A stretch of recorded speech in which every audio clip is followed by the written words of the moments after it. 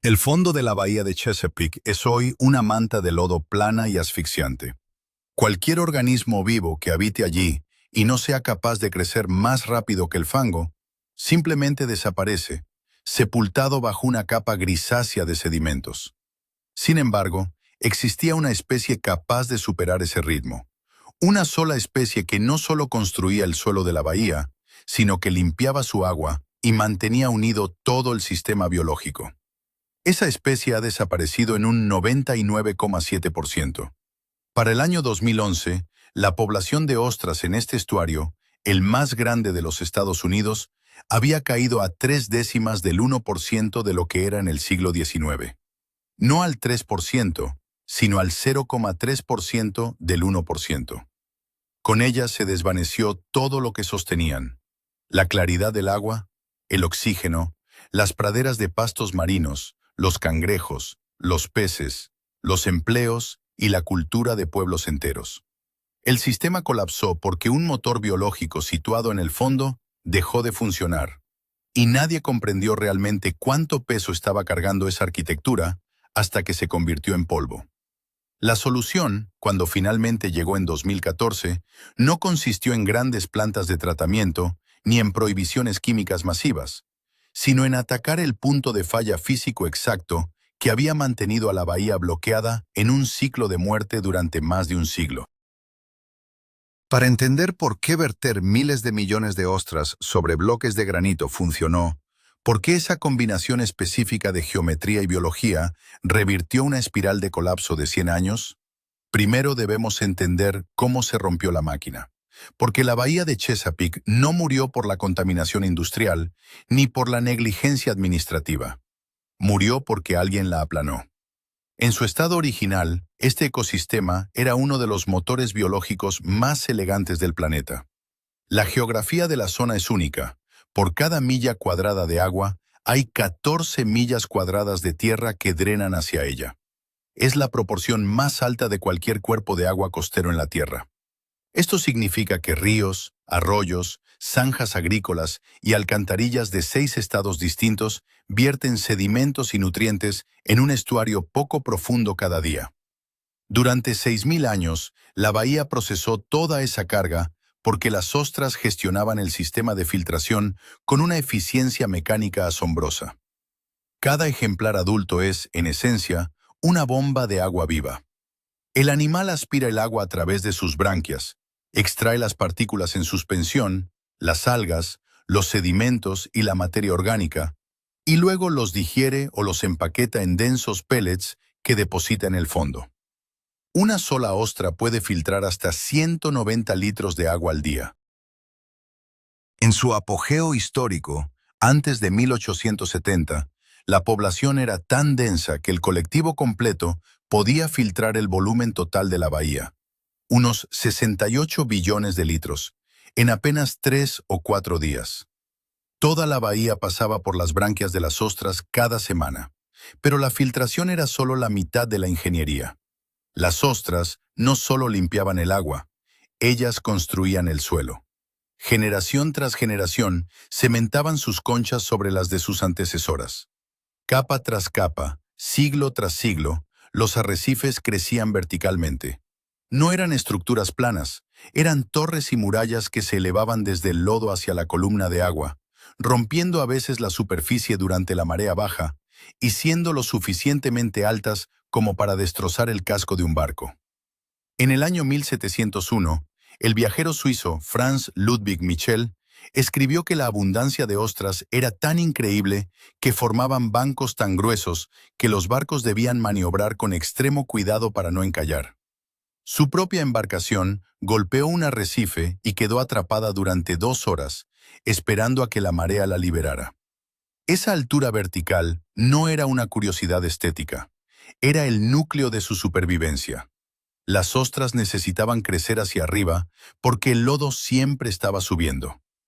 En un sistema con tal carga de sedimentos, el fango nunca deja de depositarse. Por ello, las ostras evolucionaron para construir más rápido de lo que el sedimento podía enterrarlas. Se cementaban en estructuras rígidas tridimensionales que perforaban la capa de limo para alcanzar el agua limpia, oxigenada y de movimiento rápido que fluye por encima. La altura las mantenía vivas. Los bordes irregulares del arrecife creaban pequeñas turbulencias que barrían las partículas antes de que pudieran asentarse. El arrecife se autolimpiaba y se autoconstruía. Era una arquitectura diseñada durante milenios específicamente para derrotar a su único enemigo mortal, el enterramiento. Y entonces, en el transcurso de unas pocas décadas, las dragas industriales nivelaron cada centímetro de esa estructura, dejando un desierto plano donde antes hubo una ciudad vertical. Para comprender la magnitud de lo que se desvaneció, hay que visualizar la bahía de Chesapeake a finales del siglo XIX.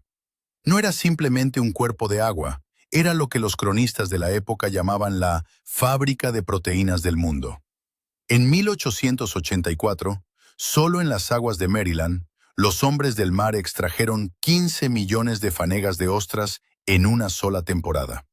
Estamos hablando de miles de millones de animales individuales procesados en un complejo industrial que se extendía desde los muelles hasta las nacientes líneas de ferrocarril.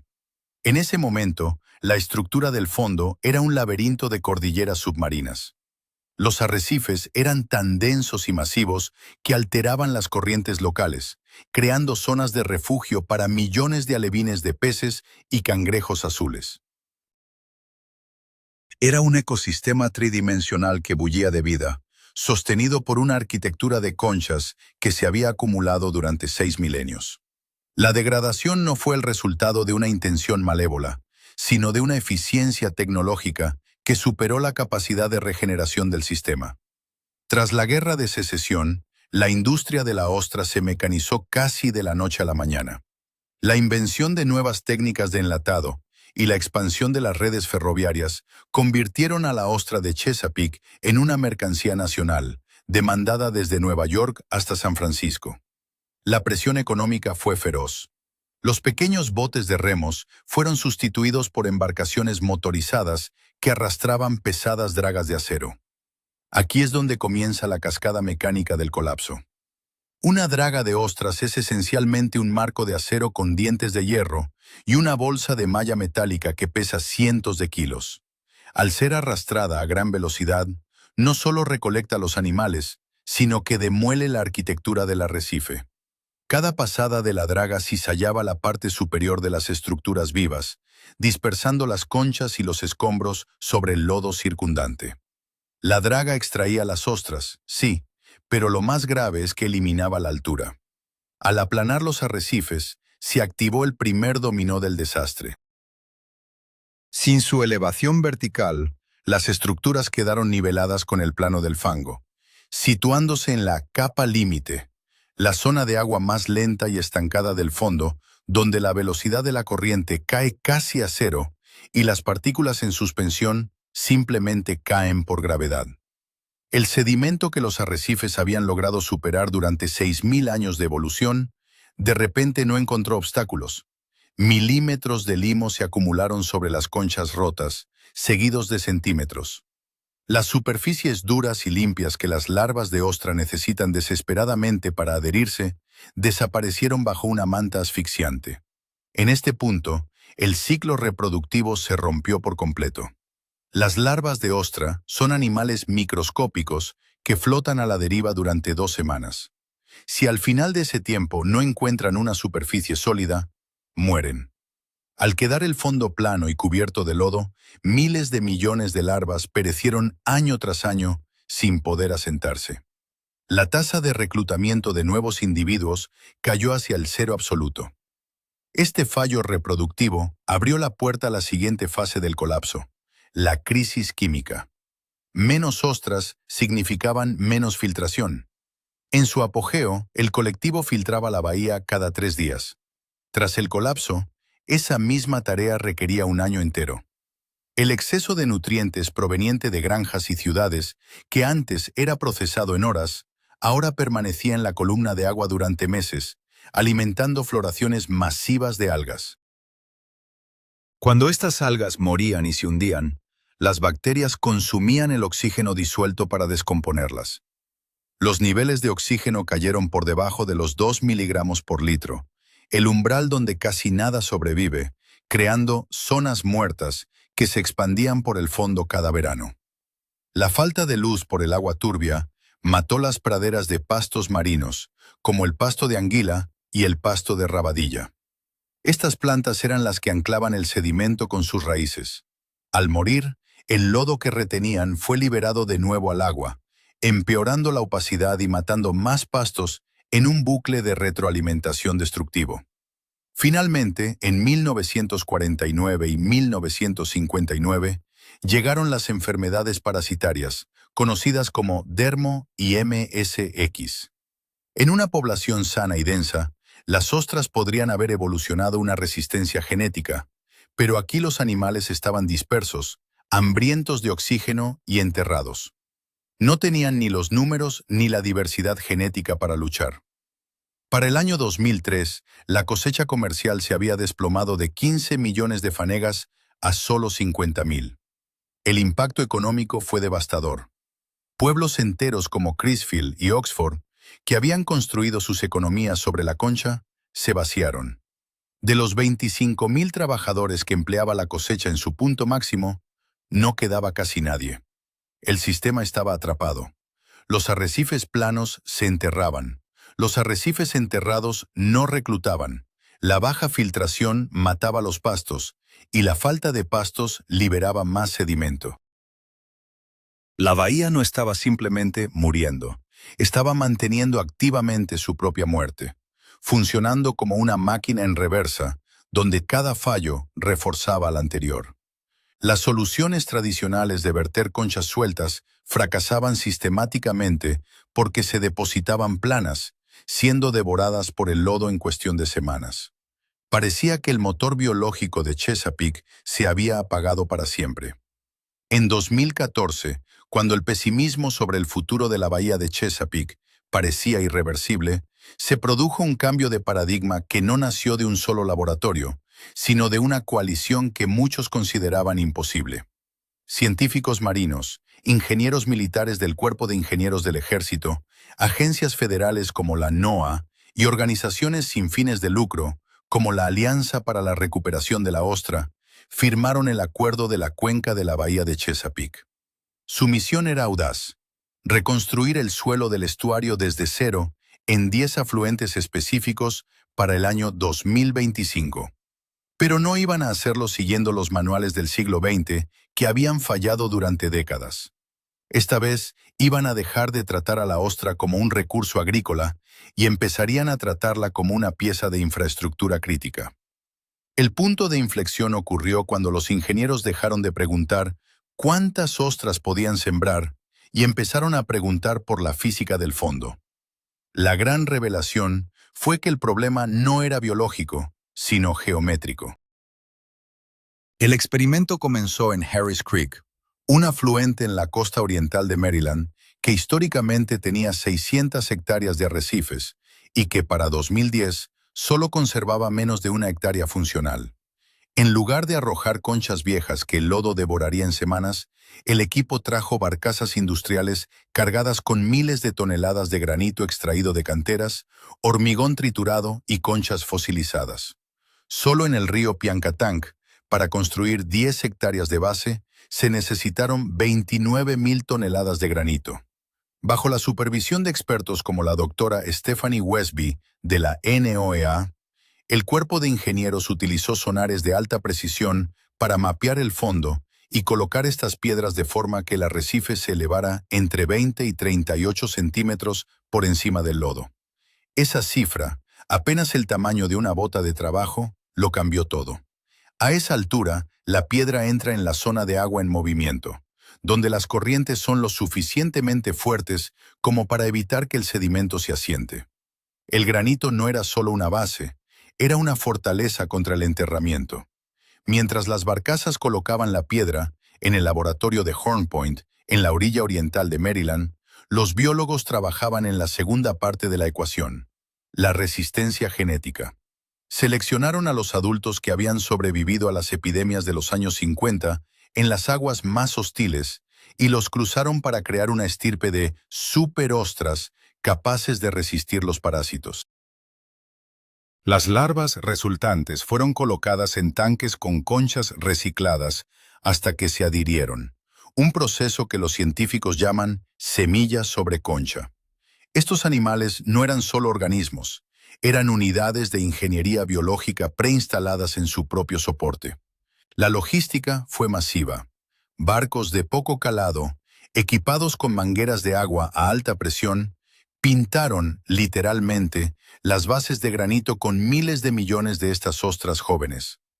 En Harris Creek se plantaron 2.490 millones de individuos sobre 140 hectáreas de nuevo arrecife artificial, con un coste total de $29,06 millones.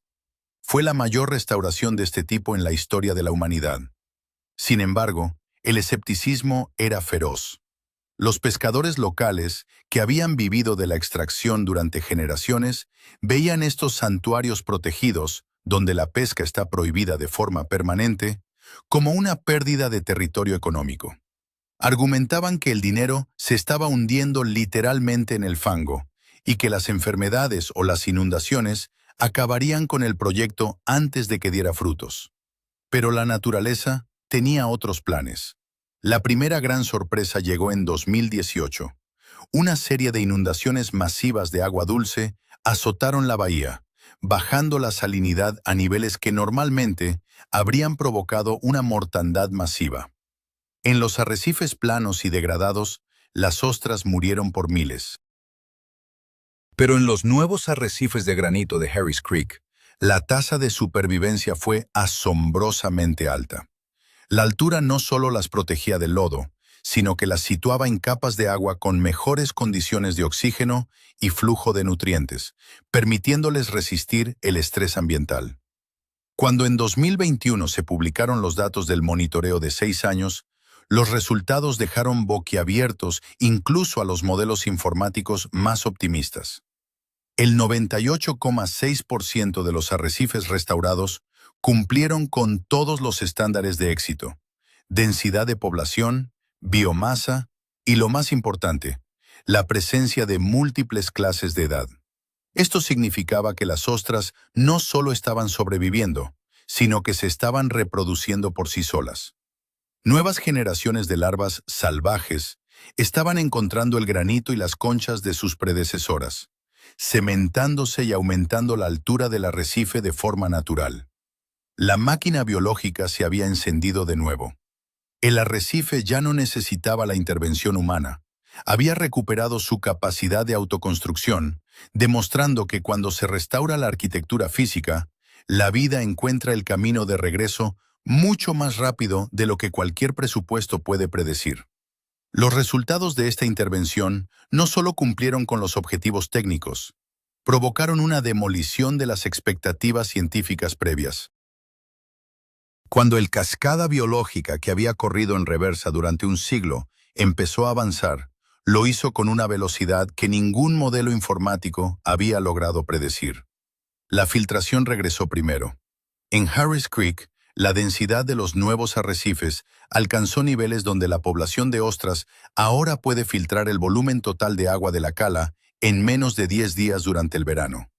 En el río Lynn Haven de Virginia, donde la mayor salinidad permite un crecimiento aún más acelerado, los equipos de monitoreo registraron cifras asombrosas: 3.400 adultos por metro cuadrado. Es una densidad tal que la superficie del arrecife es, en esencia, una costra sólida y vibrante de concha viva. Esta limpieza del agua activó el siguiente eslabón: la luz. Al reducirse la turbidez, los rayos del sol volvieron a alcanzar el fondo por primera vez en décadas, y las praderas de pastos marinos respondieron de inmediato.